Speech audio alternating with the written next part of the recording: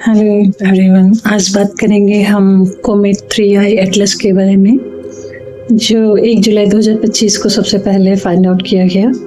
और ये अंतरिक्ष का तीसरा भटकता हुआ कोमेट है जो सूरज के पास से निकलने वाला है। और काफ़ी ज़्यादा इसके बारे में रूमर्स है, तो मुझे लगा कि इसके बारे में चर्चा करनी चाहिए। ये एक ऐसा आकाशीय पत्थर है या धूमकेतु है जो दूसरी सौरमंडल से आया है या किसी गैलेक्सी से आया है, और इसको लेकर कई कन्फ्यूजन्स चल रहे हैं। तो बहुत सारे र्यूमर्स हैं। चिली में सबसे पहले asteroid terrestrial impact blast alert system Atlas ने इसको देखा और रूटीन जगत जांच के दौरान इसको देखा, और पहले तो लगा कि ये नॉर्मल सा कोई कोमेट है जो सौरमंडल में आते आते ख़त्म हो सकता है। बट बाद में पता चला कि ये किसी बाहर के सौरमंडल से आया है और इसका नाम दिया गया 3i एटलस। तो दो चीज़ें इसके बारे में जो है यूनिक है। जो इससे पहले एक मिस्टीरियस ओमुआ आया था 2017 में, और एक 2019 में एक और कोमेट आया था बोरिशोव। तो इससे जो है मिलता जुलता लगा गया, बट ये थोड़ा और ज़्यादा डिफरेंट था। जब ये सूरज से दूर था तो ये काफ़ी एक्टिव दिख रहा था, जैसे कि कोई पुरानी सी किताब खुल रही है। तो सबसे पहले हम ये जानना चाहेंगे कि धूमकेतु है क्या। धूमकेतु इसी तरह जो है किसी दूर के तारे की दुनिया से आते हैं और सूरज की तरफ बढ़ते रहता है, और कभी कभी हमारे पृथ्वी के बिल्कुल पास से निकल जाते हैं। तो इसमें जो है एक धातु की मेटेलिक वेपर निकल रही है, और सूरज से इतनी दूर जहाँ तापमान बिल्कुल ठंडा है, तो इस तरह का वेपर निकलना जो है बिल्कुल असंभव लगता है, क्योंकि वेपर के लिए जो है टेम्परेचर काफ़ी ज़्यादा चाहिए। और जो सबसे ज़्यादा लोग इसके बारे में कंसर्न है कि ये पृथ्वी से टकराएगा क्या, तो ये पृथ्वी से बिल्कुल नहीं टकराएगा। और ये इंटरस्टेलर ऑब्जेक्ट है और इस तरह का तीसरा ऑब्जेक्ट है। इससे पहले भी 2 देखे जा चुके हैं, और इसको खोजने वाले telescope system asteroid terrestrial impact blast alert system है।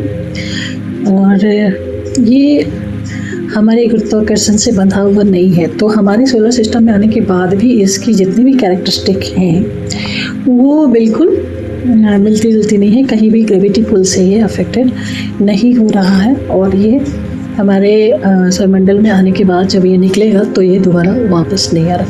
अगर इसकी स्पीड की बात करते हैं तो वो 2,44,600 किलोमीटर प्रति घंटे की रफ्तार से चल रही है, ये मूव कर रहा है, जो 130,000 माइल प्रति घंटे भी कह सकते हैं इसको। आश्चर्यजनक स्पीड है इसकी, जबकि इससे पहले जितने भी कोमेट देखे गए हैं उसमें इतनी ज़्यादा स्पीड नहीं है। इसमें पानी और निकेल जैसे मटेरियल भी हैं, और ये कलर जो है इसका वो चेंज हो रहा है, और कभी कभी जो इसका टेल जो है बिल्कुल गायब दिखता है। तो ये सब चीज़ें जो है बिल्कुल यूनिक है।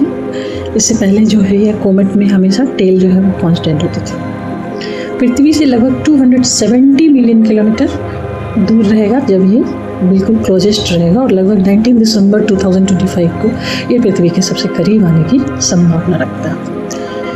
और उस समय भी ये 1.8 खगोलीय इकाई मतलब 27 करोड़ किलोमीटर डिस्टेंस पर रहेगा, और इतना ज़्यादा डिस्टेंस है तो किसी भी तरह से टकराव की संभावना नहीं बनती है। और जितनी भी हमारी स्पेस एजेंसियां हैं, नासा है और अन्य एजेंसियां हैं, ये सभी इस पर कड़ी नज़र रखे हुए हैं, और इसके रास्ते को और इसकी स्पीड को देखकर कैलकुलेट कर लिया गया है कि इससे पृथ्वी को कोई खतरा नहीं।